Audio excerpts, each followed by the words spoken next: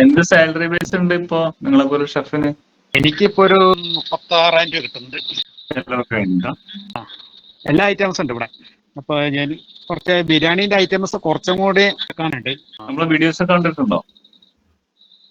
കണ്ടിട്ടുണ്ട്, ഇഷ്ടംപടി കണ്ടിട്ടുണ്ട്. ശരി. ഏറ്റവും അട്രാക്ട് ചെയ്ത വീഡിയോ ഏതാ? എനിക്ക് ബിരിയാണിയാണ് കൂടുതൽ താല്പര്യം. എനിക്ക് ശരി ബിരിയാണിയാണ് എന്റെ കൂടുതൽ ഇഷ്ടം പിടിപ്പിച്ചത്. ശരി. ആ കഴിക്കാൻ പറ്റിയിട്ടില്ല അല്ലേ? കഴിക്കാൻ പറ്റിയില്ല, അവിടെ വരാൻ പറ്റില്ലല്ലോ. ശരി. നിങ്ങള് ഒരു 10 കിലോ ബിരിയാണി ഒക്കെ ചെയ്യുമ്പോ 10 കിലോ ചിക്കനിലേക്ക് എത്ര തക്കാളി സബോള ഒക്കെ ഉപയോഗപ്പെടുത്തും? ഞാൻ 3/4 കിലോയാണ് ഞാൻ ഉപയോഗപ്പെടുത്തുന്നത് സബോള. പിന്നെ 1/2 കിലോ തക്കാളിയാണ് 1 കിലോയ്ക്ക് ഉപയോഗിക്കുന്നത്. 1 കിലോ ഇറച്ചിയിലേക്കാ? 1 കിലോ ഇറച്ചിക്ക് 1/2 കിലോ തക്കാളി അല്ലേ? 1/2 കിലോ തക്കാളി. അപ്പോ 10 കിലോ ആകുമ്പോ 10 കിലോ ആകുമ്പോ 10 കിലോ കൂടുതലൊന്നും അങ്ങനെ വരാറില്ല. ഒരു 5 കിലോക്ക് അത്രയൊക്കെ വരാറുള്ളൂ. റിസോർട്ടിലല്ലേ. എത്ര തക്കാളി ഇടും?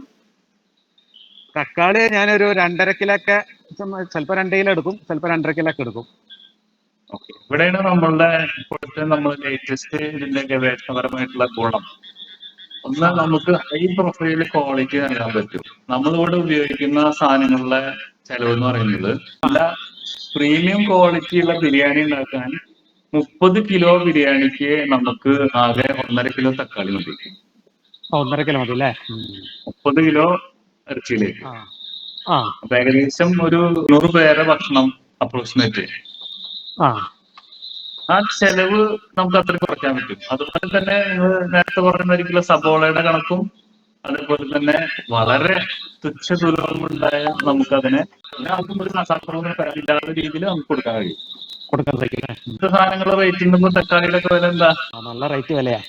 അപ്പോ പ്രൊഡക്ഷൻ ചെയ്യുമ്പോൾ ഓണർമാരെ സംബന്ധിച്ച് മാർക്കറ്റിൽ നിന്നുള്ള ലിസ്റ്റ് അത് കണ്ടു കഴിഞ്ഞാല് അതിന്റെ ഒരു ഉദാഹരണം ഞാൻ പറഞ്ഞാൽ, എറണാകുളത്ത് ഇൻഫോ പാർക്കിനകത്ത് കാക്കുച്ചി എന്ന് പറഞ്ഞിട്ടൊരു കടയുണ്ട്. അവര് ബിരിയാണി കുറച്ച് കാര്യങ്ങളൊക്കെ ചെയ്യണ്ട. ഞാൻ അവിടെ ആദ്യമായിട്ട് ഒരാളെ സ്റ്റാഫിനാക്കി കൊടുത്ത് അവിടെ ഒരു ട്രെയിനിങ് കൊടുത്തപ്പോ അവർക്ക് ആകെ 7 കിലോ ബിരിയാണി പോകുന്നുണ്ടോ.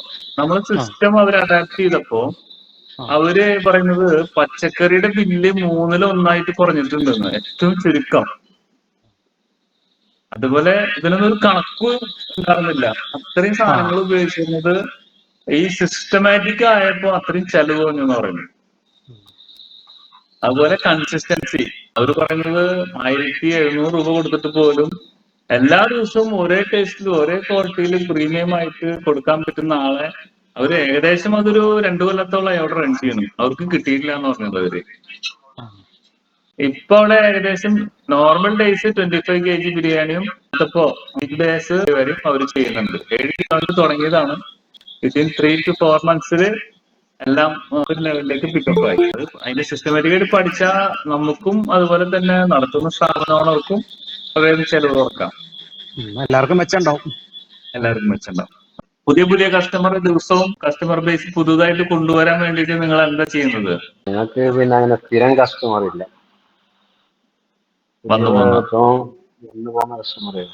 ഖത്തർ എന്ന് പറയുമ്പോ ഒരു ആവശ്യമുള്ള ഒരാൾക്ക് ഏത് ഭാഗത്തുനിന്നും കാർ ഓടിച്ച് വരാവുന്ന ദൂരല്ലേ ഉള്ളൂ? അത്രയല്ലേ ഉള്ളത്? ഒരു ജില്ലയുടെ അത്രയല്ലേ ഉള്ളൂ? അത്രയും ഷോപ്പുകളും ഉണ്ടല്ലോ. ചെറിയ സ്ഥലമാണെങ്കിലും അത്രയും ഷോപ്പുകളുണ്ട്. ആയിക്കോട്ടെ, നമുക്ക് ഇതിലേക്ക് കോൺസെൻട്രേഷൻ ചെയ്ത് പമ്പ് ചെയ്യാൻ പറ്റും. നല്ല ഫുഡൊക്കെ കൊടുത്താൽ തരാൻ പറ്റും. നിങ്ങളുടെ കടയില് എന്താണ് ഗ്യാരണ്ടി ഫുഡ്? ഞങ്ങള് ബിരിയാണി തന്നെയാണ് മെയിൻ. ബിരിയാണി, അൽഫാം. എന്ത് ബിരിയാണി കൊടുക്കുന്നത്? ഏത് സ്റ്റൈലാണ്? ബിരിയാണി സ്റ്റൈലും പിന്നെ ദമ്മ ബിരിയാണിയും കൊടുക്കും. കേരള സ്റ്റൈലാണോ, ഹൈദരാബാദി സ്റ്റൈലാണോ, നമ്മളെ സ്റ്റൈലാണോ, പൊരിച്ച സ്റ്റൈലാണോ? ഹൈദരാബാദി ഇല്ല, നമ്മുടെ പിന്നെ അറബിക് സ്റ്റൈൽ എന്ന് പറയുമ്പോൾ പിന്നെ ബാസ്മതി അരി കൊണ്ട് ഉണ്ടാക്കിയിട്ട് പിന്നെ പൊരിച്ച ചിക്കനും വെച്ചിട്ട് കൊടുക്കുന്നതാണ്. ഓക്കെ. ശരിക്ക് പറഞ്ഞാല് ഈ പച്ച ഇറച്ചീനെ ശരിയായ രൂപത്തിൽ മസാല കൊടുത്തിട്ട് പച്ചയിൽ തന്നെ നമുക്ക് പെർഫെക്റ്റ് ആയിട്ട് ദമ്മ് ചെയ്യാൻ കഴിയുകയാണെങ്കിൽ അതിന്റെ ആ ഇറച്ചിയിലൊരു നീരുണ്ട്. ആ നീര് കറക്റ്റ് ആയിട്ട് മസാലയിലേക്ക് കയറി കഴിഞ്ഞാല് അപ്പൊ തന്നെ അതിനൊരു അമേസിങ് ടേസ്റ്റ് അതിനകത്ത് നിന്ന് വരും. പക്ഷെ നമ്മളെ നാട്ടിലുള്ള മെജോറിറ്റി ആളുകൾക്കുള്ള ഒരു ഇതെന്താ വെച്ച് കഴിഞ്ഞാൽ ഇത് ടേസ്റ്റ് ചെയ്യാൻ പോലും പലർക്കും കിട്ടിയിട്ടില്ല. പിന്നെ കോഴിക്കോട് ഭാഗത്ത് മുട്ടക്കോഴി വെച്ചിട്ട് ചെയ്യും, പക്ഷെ അതിന്റെ മാംസത്തിന് ടേസ്റ്റ് കുറവാ. മസാലയിലേക്ക് ഒരു ടേസ്റ്റ് വരും, പക്ഷെ മാംസത്തിന് എന്ത് ചെയ്യില്ല, പെർഫെക്റ്റ് ടേസ്റ്റ് കിട്ടില്ല. കാരണം അതിന്റെ ഒന്ന് രണ്ട് ഭാഗം ഒഴിച്ച് ബാക്കിയൊക്കെ ഇതുപോലെ ഇരിക്കും. കാരണം മുട്ടക്കോഴി പ്രായമായതുകൊണ്ട്. മുട്ടക്കോഴി എന്ന് പറയുന്നതല്ല ഞങ്ങളെ ഈ ഭാഗത്തൊക്കെ ഉപയോഗിക്കുന്നത്. ബ്രോയിലർ കോഴിയാണല്ലോ ഉദ്ദേശിച്ചത്, മുട്ടക്കോഴി എന്ന് പറഞ്ഞാൽ അല്ലേ? ആ അതെ, ലഗോൺ. അല്ല, ലഗോണോ? മുട്ടക്കോഴി ആണെങ്കിൽ ആ ടൈറ്റ് ഉണ്ടാവും. നമ്മളെ ബ്രോയിലർ കോഴിയാണ് നമ്മൾ കടയിൽ നിന്ന് മേടിക്കുന്ന നോർമൽ ചിക്കൻ ആണെങ്കിലാണ് കറക്റ്റ് സോഫ്റ്റ്നെസ്സും അതിന്റെ ആ ഫ്ലേവറും കറക്റ്റ് ആയിട്ട് കിട്ടുക. പക്ഷെ അത് പച്ചയ്ക്ക് ദമ്മ് ചെയ്യാൻ അറിയുന്ന ആളുകളും അല്ലെങ്കിൽ അത് അറിയുന്നവരും അതുപോലെ തന്നെ ഒരുപാട് ചെലവും സമയവും ഒക്കെ ലാഭമാണ് യഥാർത്ഥത്തിൽ ദം ബിരിയാണി വെക്കാന്ന് പറഞ്ഞാൽ. പക്ഷെ അത് ആളുകള് പറയാ 90% ആളുകൾക്കും അതറിയില്ല, കഴിച്ചിട്ടില്ല, അത് പ്രചരണത്തിൽ വന്നിട്ടില്ല. പിന്നെ ഞാൻ മനസ്സിലാക്കിയ ഒരു വസ്തുത എന്താ വെച്ച് കഴിഞ്ഞാല് നമ്മൾ കേരളത്തിൽ മൊത്തത്തില് ആ പരിപാടി വളരെ കുറവാണ്. പിന്നെ പഠിപ്പിക്കലും കുറവാണ്, ആളുകൾ അത് മെനക്കെട്ട് പഠിച്ചെടുക്കലും കുറവാണ്. അതുകൊണ്ട് മെജോറിറ്റി ആളുകൾക്കും ഇത് എന്താണ്, എങ്ങനെയാണ് ഇതിന്റെ രുചി എന്ന് പോലും ഇപ്പോഴും അറിയാത്ത ആളുകളാണ്. ഇപ്പൊ എന്താവശ്യത്തിനാണ് ഈ ഗൂഗിൾ മീറ്റിൽ നിങ്ങൾ പങ്കെടുത്തിട്ടുള്ള നിങ്ങളെ ഞാൻ നിങ്ങളെ ഫേസ്ബുക്കില് നിങ്ങളെ കണ്ട് പഠിക്കാം? അപ്പൊ ഞാൻ ചെറുതായിട്ടൊന്ന് പഠിക്കാം. പക്ഷെ എനിക്ക് കൂടുതൽ സമയമില്ലാത്തതുകൊണ്ട് ചെറിയ പ്രോബ്ലം ഉണ്ട്. ഞാൻ പോകാനായിട്ട് ചെറുതായിട്ടൊന്ന് പഠിക്കണമെന്നുള്ള ജോലി ചെയ്യാൻ വേണ്ടിയിട്ടില്ല. നമ്മളൊരു റെസ്റ്റോറന്റ് ഒക്കെ നടത്തുന്ന ആളെന്നുള്ള ഒരു ചെറിയ എപ്പോഴെങ്കിലും ഒരു കുക്ക് ഒരു ദിവസം ഇല്ലാതായി പോയാൽ കയറി വെക്കാൻ പറ്റുന്ന വിധത്തില് പഠിക്കണമെന്നുള്ള ആഗ്രഹമുണ്ട്. ഒരു കഫേ നടത്താണ്. കഫേ ഓക്കെ, എത്ര കാലം നടത്തുന്നു? 2018 മുതലുണ്ട്. സക്സസ് ആണോ? ചില സമയങ്ങളിൽ സെയില് കൂടും, ചില സമയത്ത് സെയില് കുറയും. അപ്പൊ ഈ മെനു അന്ന് മുതലുള്ള മെനു തന്നെയാണ് ഇപ്പൊ നിലവിൽ ഓടിക്കൊണ്ടിരിക്കുന്നത്. അപ്പൊ ആളുകള് പുതിയ മെനു, പുതിയ ഐറ്റം ഇങ്ങനെ ചോദിച്ചുകൊണ്ടിരിക്കുന്നുണ്ട്. അപ്പോ ബിരിയാണി ആഡ് ചെയ്യാവുന്ന നല്ലൊരു സംഗതിയാണ്. ഇപ്പൊ നമ്മൾ പുതിയ സിസ്റ്റം കണ്ടുപിടിച്ച പ്രകാരം നോർമലായിട്ട് ബിരിയാണി വെക്കുന്നേക്കാൾ നമുക്ക് 1/3 ചെലവ് ചുരുക്കാനുള്ള ഒരു ടെക്നിക്സുകളും പ്രിപ്പറേഷൻ രീതികളും നമ്മൾ കണ്ടുപിടിച്ചിട്ടുണ്ട്. സംശയം, ബിരിയാണി മേക്കിംഗിൽ നേരത്തെ മെറ്റീരിയൽ യൂസ് ചെയ്യേണ്ട ക്വാണ്ടിറ്റി കണ്ടിരുന്നു, ക്വാണ്ടിറ്റി സംസാരിക്കാൻ കണ്ടിരുന്നു. നമ്മളെ വീട്ടിലൊക്കെ നന്നായിട്ട് ബിരിയാണി മേക്ക് ചെയ്യുന്ന ആൾക്കാരുണ്ട്, വീട്ടുകാരെ നന്നാക്കി ബിരിയാണി ഉണ്ടാക്കും.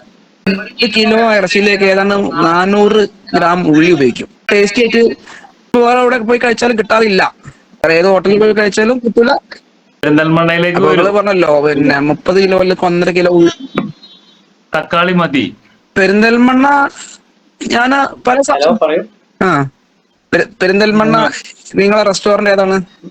ഇവിടെ നിന്ന് 4 സ്ഥലത്തേക്ക് ഫുഡ് കൊണ്ടുപോയിട്ട് അവർ സെയിൽ ചെയ്യുന്നുണ്ട്. ടിഫ കൺവെൻഷൻ സെന്ററിന്റെ ഓപ്പോസിറ്റ് ഒന്നുണ്ട്, മൗണ്ടൻ കഫേ. പിന്നെ ചിറങ്ങാടി ഇടി റോഡ് ഫുഡങ്ങാടി സ്റ്റാർട്ടിങ്ങില് ചില്ലീസിന്റെ തൊട്ടപ്പുറത്ത് ബുഹാരീസ്. പിന്നെ അങ്ങാടിപ്പുറത്തുണ്ട്. ബുഹാരീസ് തന്നെയാണ്? അല്ല, അത് റാഹ. അപ്പൊ നമുക്ക് ഉൾക്കൊള്ളിക്കാം പുതിയതായിട്ട്. പിന്നെ ഇതില് അപ്പൊ നോക്കാം, നമുക്ക് നമ്മള് കാര്യങ്ങൾ ചർച്ചയിൽ കൊണ്ടുവരാം. എന്ത് ചെയ്യുന്നു ഷഫീഖ്? കാറ്ററിംഗിന്റെ പരിപാടി. ഓക്കെ, എവിടെയാണ് കാറ്ററിംഗ്? ഇവിടെ തന്നെ കരുനാഗപ്പള്ളി ശാസ്താംകോട്ട. ഞാൻ കായംകുളമൊക്കെ ആ ഭാഗത്തൂടെ ഒക്കെ പോയിട്ടുണ്ട്. കൊല്ലം ടൗണില് വെസ്റ്റ് പോലീസ് സ്റ്റേഷന്റെ അടുത്ത് നമ്മളെടുത്തുനിന്ന് വന്ന് പഠിച്ച ഒരു സ്ത്രീ കട തുടങ്ങുന്നുണ്ട്, മായ എന്ന് പറഞ്ഞിട്ട്. ഒരു മായാസ് ബിരിയാണി എന്ന് പറഞ്ഞിട്ടാണ് അത് തുടങ്ങുന്നത്. കട പൂർത്തിയായിട്ടുണ്ട്, അവര് ഉടനടി തുടങ്ങും. ഏകദേശം ആ ഒരു ലൈനിൽ എത്തിയിട്ടുണ്ട്. പിന്നെ കൊല്ലം ജില്ലയിൽ നിന്ന് ഒരു 2-3 പേര് കഴിഞ്ഞ ബാച്ചുകളിൽ പഠിച്ചിട്ടുണ്ട്. അവർ സ്റ്റാർട്ടപ്പിനുള്ള പരിപാടികളാണ്. അപ്പൊ ഞങ്ങൾ നേരത്തെ ഇപ്പൊ ഇവിടെ പറഞ്ഞ മാതിരിക്കുള്ള റേഷ്യോ അനുസരിച്ചാണ് നിങ്ങൾക്ക് എങ്ങനെയുണ്ട് ചെലവൊക്കെ? 3/4 കിലോയാണ് 1 കിലോ ഇറച്ചിക്ക് സവാള ചേർക്കുന്നത്. 1 കിലോയ്ക്ക് തക്കാളി 250. 250. നേരത്തെ പുള്ളി പറഞ്ഞ 400 നിങ്ങൾ 30 കിലോ 50 കിലോനൊക്കെ മസാല സെറ്റ് ചെയ്യുമ്പോ എത്ര തക്കാളി വരും? 6 കിലോ 5 കിലോ ഒക്കെ ഉപയോഗിക്കും. 30 കിലോ ഇറച്ചിക്ക് 6 കിലോ അല്ലെ? മറ്റുള്ള എന്തൊക്കെ ഡിഷുകളാണ് നിങ്ങൾ കാറ്ററിംഗ് ചെയ്യുന്നത്? പിന്നെ ദമ്മില്ല, അല്ലാതെ ചോറ് ഇറച്ചിയും വേറെ വേറെ സെപ്പറേറ്റ് ചെയ്യുന്നതന്നെ. ഇവിടെയൊക്കെ കൂടുതൽ അങ്ങനെ. ഏത് റൈസാ ഉപയോഗിക്കാറ് ബിരിയാണിക്ക്? ഇന്ത്യ ഗേറ്റും പിന്നെ ചെറിയ അരി നമ്മുടെ അറേബ്യ. ഇന്ത്യ ഗേറ്റും അറേബ്യനും കമ്പനി പേരുകളാണ്. അതിൽ ഏത് റൈസാ ഉപയോഗിക്കുന്നത്? ഇന്ത്യ ഗേറ്റില് വൈറ്റ്, ഇന്ത്യ ഗേറ്റ് വൈറ്റും, പിന്നെ മറ്റേത് വടകോലം. ജീര റൈസ് ഉപയോഗിച്ച് വെറ്റിച്ച് ചെയ്യുന്ന കുറവാണോ? ഇവിടെ കുറവാ, ഇവിടെ അങ്ങനെ വെക്കാറില്ല. കുറച്ച് ഹൈദരാബാദ് ബിരിയാണിയൊക്കെ നമ്മുടെ കല്യാണത്തിനൊക്കെ ഫംഗ്ഷനൊക്കെ ഹൈദരാബാദ് ബിരിയാണി ഉണ്ടാക്കാറുണ്ട്.